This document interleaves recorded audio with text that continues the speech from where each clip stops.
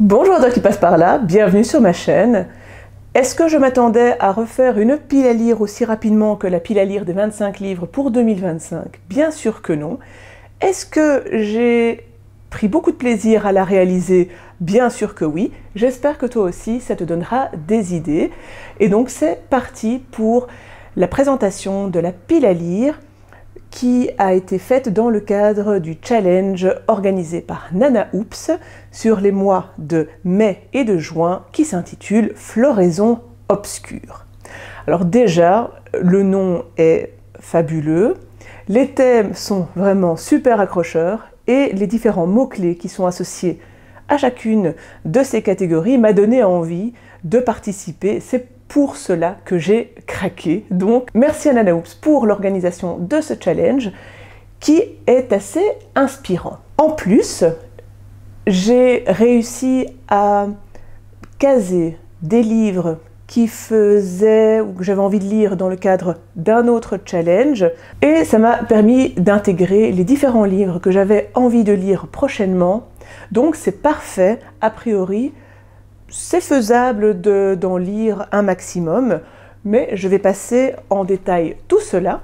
Trêve de blabla. La première catégorie s'intitule Filin de brume.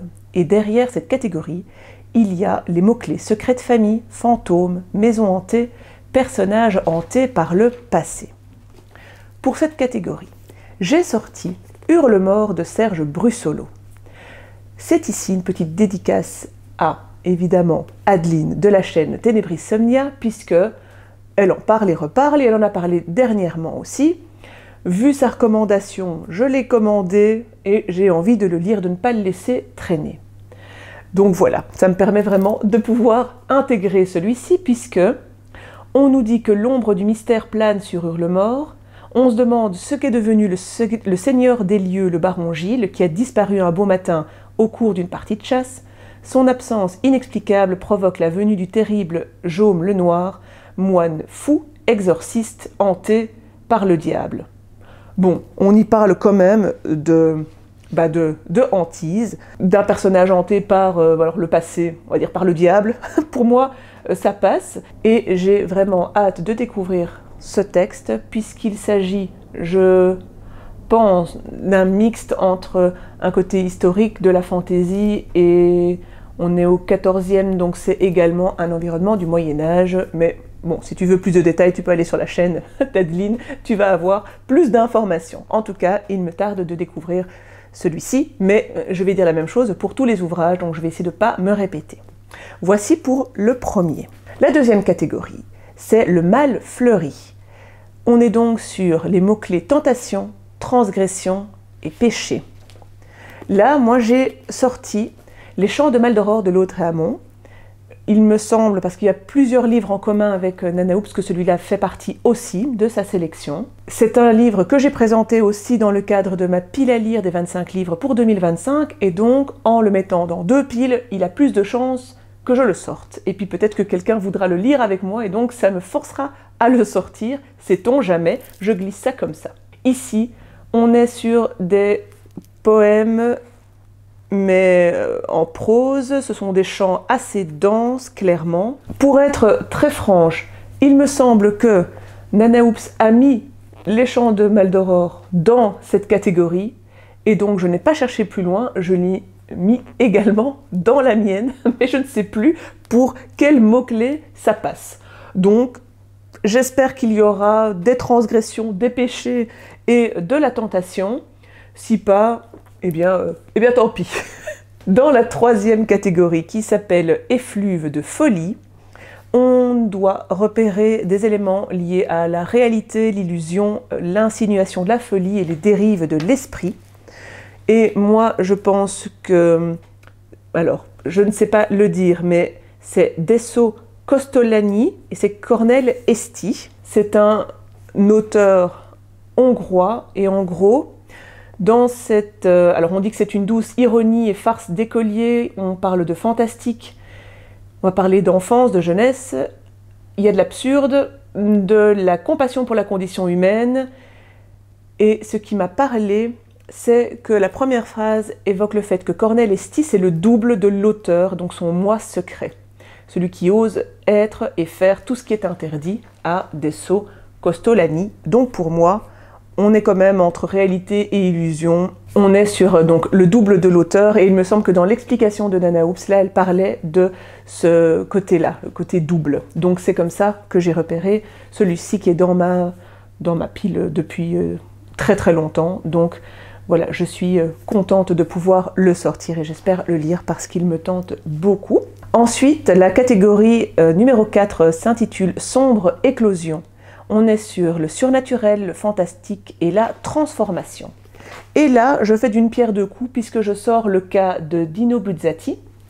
Ici, on est sur un recueil de nouvelles fantastiques. Donc pour le coup, je tape dans le mille, mais en plus, j'ai envie, donc je vais participer au challenge sur les auteurs italiens.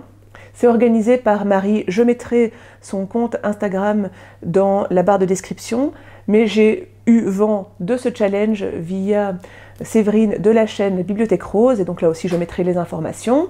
Donc voilà, je me lance, j'ai déjà lu Buzzati avec Le désert des Tartares, mais je n'ai encore jamais lu son recueil de nouvelles, et donc comme ça ici, je peux le rentrer dans cette catégorie et en même temps lire un auteur italien, puisque le challenge des auteurs italiens se passe sur 3 mois, avril, mai, juin, mais moi ici je vais le lire à partir de mai, donc en mai ou en juin, j'espère le sortir. Voilà pour celui-ci. Ensuite on est sur une thématique que j'aime énormément, après je peux dire ça pour toutes les autres, mais c'est ma catégorie préférée puisqu'il s'agit des graines du futur. On est donc sur les dystopies, nouvelle ère, anticipation humaine déformée. Si tu me suis un petit peu, tu ne seras pas étonné puisque c'est le genre que je préfère. J'ai choisi d'y mettre Love Star d'Endri Snar Mathiasson. Décidément, ici il est islandais. Voilà, désolée pour tous ces auteurs.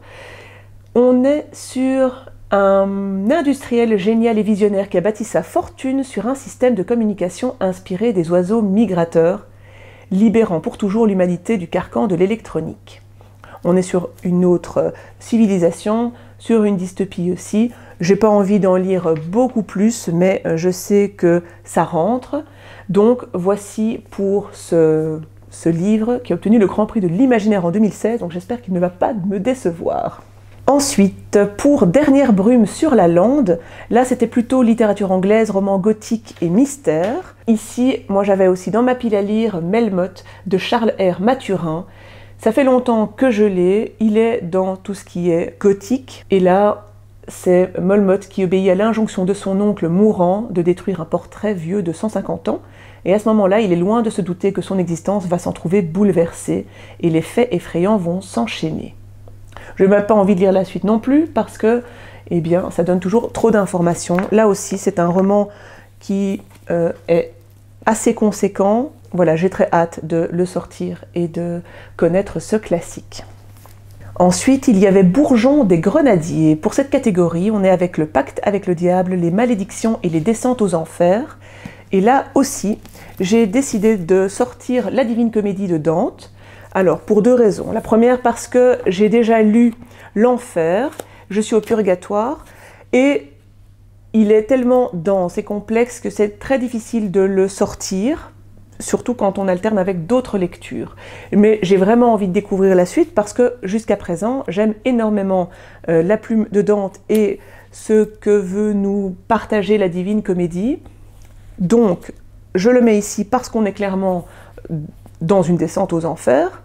Je pense que ça, il n'y a pas de livre plus approprié pour ce mot-clé.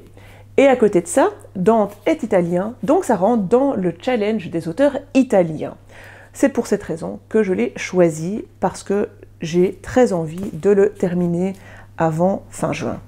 Donc voici pour La Divine Comédie, et si je te dis que c'est une descente aux enfers, ça t'a tout dit. La catégorie d'après s'intitule L'herbier des âmes. On est sur le romantisme, la nature, la tragédie et la mélancolie. Et là j'ai fait très simple parce que c'est vraiment un ouvrage que j'avais envie de lire. Il s'agit des âmes mortes de Gogol. J'ai donc juste sauté sur le mot âme dans le titre. Le reste, je ne sais pas si ça colle, mais c'est à nouveau un ouvrage assez complexe. Alors en plus il pourrait rentrer dans l'autre catégorie parce que je vois que c'est un récit loufoque d'une descente aux enfers. Donc Voilà, ça me paraît pas mal en tout cas pour le challenge de manière générale. Voilà, je n'en sais pas beaucoup plus, en tout cas j'ai envie de le découvrir depuis que j'ai lu son recueil de nouvelles, Les Nouvelles de Pétersbourg. J'ai adoré l'écriture de Gogol, j'ai envie de me lancer dans un autre de ses ouvrages et c'est pourquoi j'avais acheté assez rapidement Les âmes mortes. C'est, j'espère, l'occasion de le sortir aussi. Ensuite, on a l'avant-dernière catégorie avec les brises du passé. Les mots-clés sont souvenirs, racines, origines et temporalité multiple. C'est aussi un des mots-clés qui me parlent énormément parce qu'on est sur l'origine et sur les racines et le passé des gens. Or, tout ce côté psychologique, c'est généralement ce que je recherche dans mes lectures et au niveau, en tout cas, du développement de la psychologie des personnages. J'ai ici fait un petit peu pareil. J'ai choisi Tous sauf moi de Francesca Melandri, qui est une autrice italienne, donc ça rentre dans ce challenge. Et en même temps, on nous dit qu'elle est à la recherche de son grand-père. On parle de secrets, on enquête derrière le passé aussi, ou sur le passé de son père. Et on parle d'un parcours sombre et fascinant qu'elle va apprendre, dévoiler. Et tout un voile qui va se lever sur la jeunesse d'un de ses personnages, plus un côté historique. Ça avait beaucoup d'éléments qui pouvaient me plaire. Ici aussi, voilà, c'est un roman que j'ai hâte de découvrir. Et puis pour terminer cette pile à lire, c'est la catégorie Là, à l'abri du jour.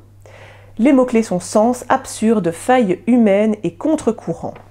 Là, c'est aussi un livre qui se trouvait dans ma pile à lire et que j'avais envie de sortir, hein, évidemment. Ça ne t'apprendra rien, je me répète, mais j'ai choisi La part d'Esmé de Catherine Safonoff. C'est une autrice suisse ici, et je l'ai choisi parce que ce qu'on nous dit de ce livre, c'est qu'Esmé a tout pour bien faire. Un mari, 2 enfants, une belle maison, elle va tenter autre chose.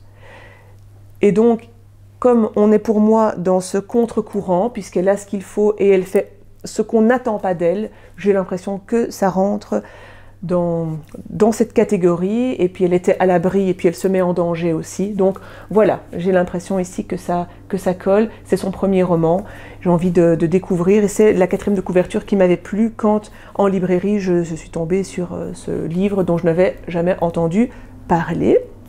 Et donc voilà pour ce dernier livre de ma pile à lire. J'espère que ce petit moment t'a plu, donné des envies. Si toi aussi tu participes à ce challenge, n'hésite pas à me dire ce que tu as mis dans les différentes catégories. Et puis si tu as envie de faire une lecture commune, n'hésite pas parce que ça aide énormément.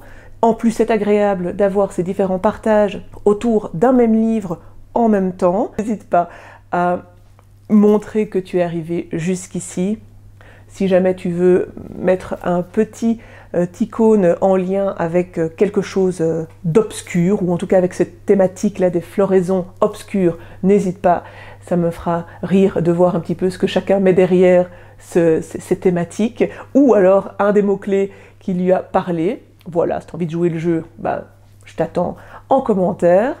Et puis je te dis à tout bientôt pour une prochaine vidéo. En attendant, que le plaisir de lire soit avec toi.